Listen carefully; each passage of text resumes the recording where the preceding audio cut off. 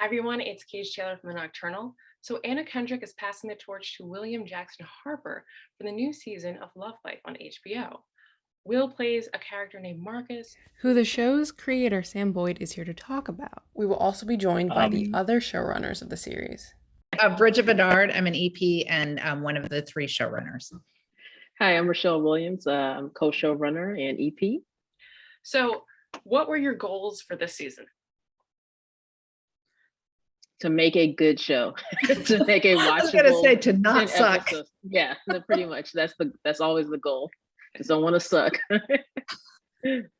Were there any challenges? I know last season focused on Darby, who was a female. This season is Marcus, who's a male. Were there any, challenges switching from that? Worried about audiences, anything like that? Yeah, I mean, I don't know that there were concerns about the audience. Yeah, sorry, Bridget. You go.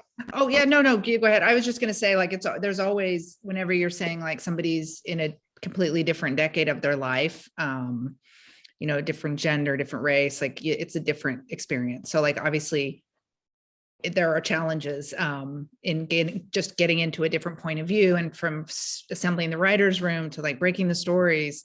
But I would just say, like, ultimately it's just like the same storytelling challenges that you have for any character. It's like, make it interesting, make it believable, go on a journey with this character. Why do people want to watch? It's all those things. Make it, make it authentic, make it funny, make it sad, make it sexy. Mm-hmm. A lot of boxes to check. So Sam, sorry, you go ahead.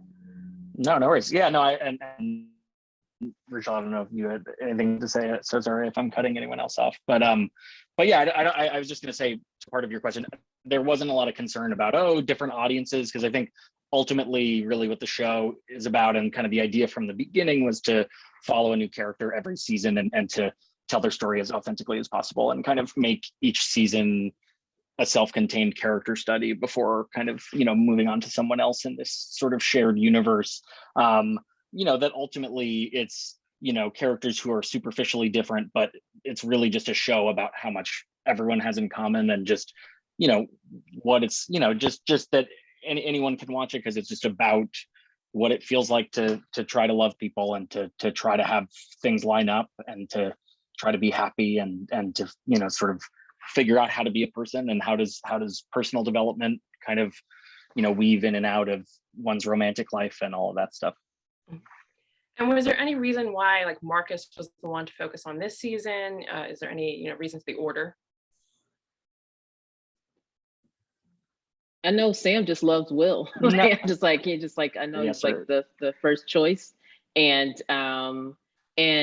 William Jackson Harper is an incredible actor. Is just someone like, I feel like if they're available, you go get them, and then you figure out the rest. And I think that's what we did, because because it is a shift, and like and I think even thinking about it, like, it seems like they're going to be from such different worlds, and there's going to be no way to bridge this gap between Darby and between Marcus, who Will plays, and then ultimately like it really just melds together so well, because it's New York, and that like it's New York story, so like you move to the next person and it still feels just as universal to me as it does with Darby, because I love season 1. I was like a fan first, like I'd seen the show, and the fact that they wanted to bring me in for season 2 was just like, this is crazy, because I'm already such a fan. And then to take this new focus, I was just really into it from jump. And I think yeah, it'll have a new audience, but also like retain the old audience. And I think people really enjoy this story of Marcus. And so going off that, tell me why Will was the perfect one to kind of portray, the ups and downs of, his love life, and, why you're excited for audiences to watch him. Whoso? Yeah, I think like Rachelle was just saying, he's an actor we had been a fan of, and someone, I really loved. We had kind of talked about him maybe being a love interest in season 1. And then I think, we have a really unique opportunity with this show when we, I think especially when it was like, okay, we're going to do another season, and we're able to start over. And I think so much of the way we make the show is kind of performance driven and chemistry driven and energy driven.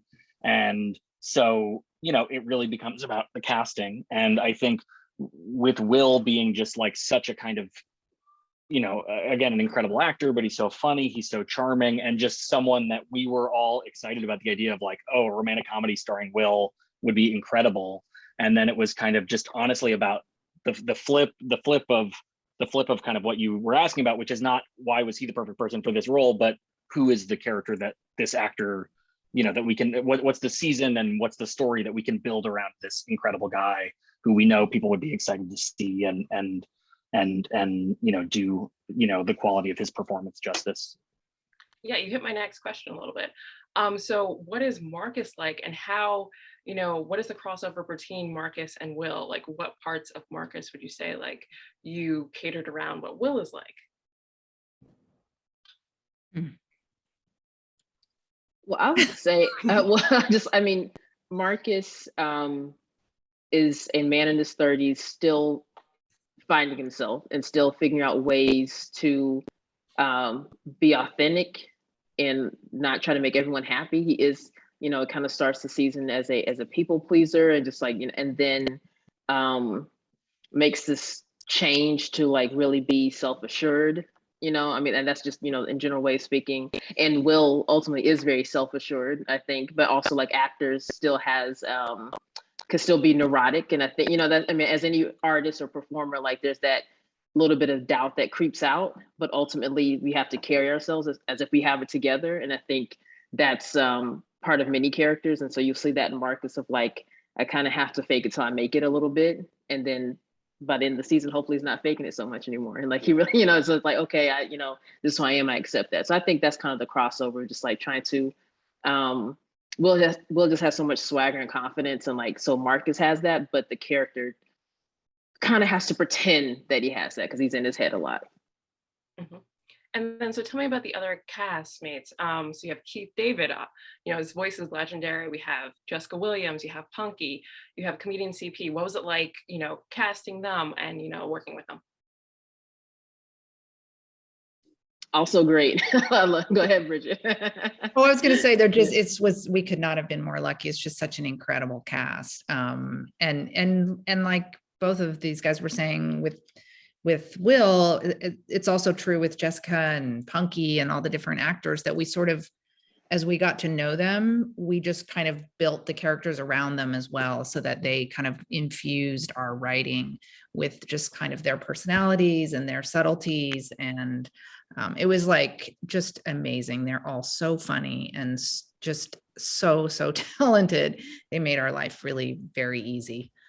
And all great to work with. Like Jessica's just the coolest chick, and CP's like they're all just came to work happy and did the work. Like I was just really impressed by that too. And so what was it like working with each other? And you have a new edition of you and you have Bridget and Sam. What is the team like? Well, we're all people pleasers, so like somehow I think all three of us are very similar in that we're all kind of softies, and we all really like care about each other's feelings. And so I think even in the toughest times, we were able to kind of really work together. There's just so much pressure and there's so many moments when it can go wrong. But I think we were always, like, all three of us, very inclusive and deferential to like make sure everyone felt heard and everyone felt that they got their point across. And then we would kind of as a group just decide what was the best course of action. But it's definitely an unusual, like, 3 people, but it's I don't even know now. I'm like, how do you do it with less than 3? Honestly, there's so much work to do. And it's so much better when there are so many, not so many, but when there's more than one point of view that can be infused into it. I think it just makes it a better product ultimately. Were there any fun moments between the 3 of you, while shooting or during development? Any laughs between there? Trying to think. There were a lot of laughs. Yeah, I laughed all the time. I don't know, Rachelle. Yeah. Rachelle, what do you think? What do you think? It was like, it was hard work, but I think too, with the 3 of us, like, a good system of like just good balance, because we all have a lot of strengths. And I don't know, I just really was happy with how much we could collaborate without it getting, crazy. And like, I would say some of the most, I don't know if it's fun, but like the last episode was just like, you know, when you think it's going to be this and it turns into that, and then actually like, oh damn, like this, everyone that had it, like they were right, like this looks great, this is, you know, and you know, because there's going to be stuff that you believe, and then ultimately though, like when someone else has a different idea and they're super passionate about it, like I think go with the person that has the passion. Like when someone's just like, I know in my heart this is it, like, okay, you know what, you know in your heart. I was kind of like, it should be this. And I think that really helped like us get to the best product. It's like leaning the, okay, like they believe this and I'm gonna go with that. And then when I believe this, they'll go with me. And it just really was yeah, I think it worked out well. Yeah, there was a moment where all three of us were rewriting the last episode like almost entirely in two different, you know, and that's what she's so tactfully referring to, and one of us was saying it must be done, and the other two were like, we can't do it, and then I won't say who, and then we did redo it, and it was the best decision, and we're so happy with it. But it was definitely a hard couple of days, and you know, we got through it. So what is the greatest lesson about love we can learn this season?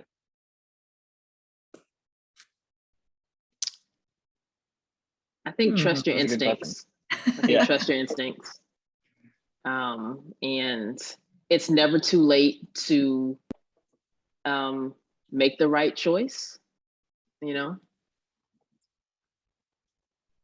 Definitely. That was really good. You know, What was that, Bridge?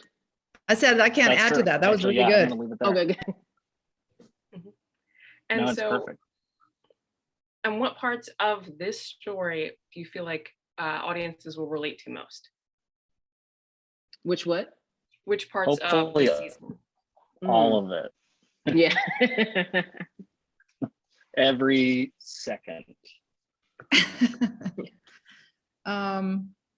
I think the struggle is real out there to actually find love, and we really put our characters through the paces, and I think most people don't have an easy time with love and finding the right person. You know, if I just think about, I can name like one person, one of my sisters has like a really good marriage.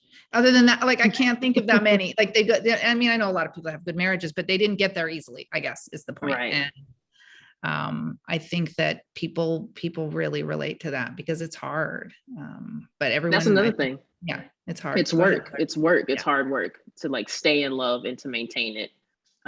Just everything Bridget just said. Great. So how can audiences, you know, view the new season, and when? We're doing 3 at a time, right? 3, 3, 4 is our drop, and it starts October 28th, and then it's every week after that.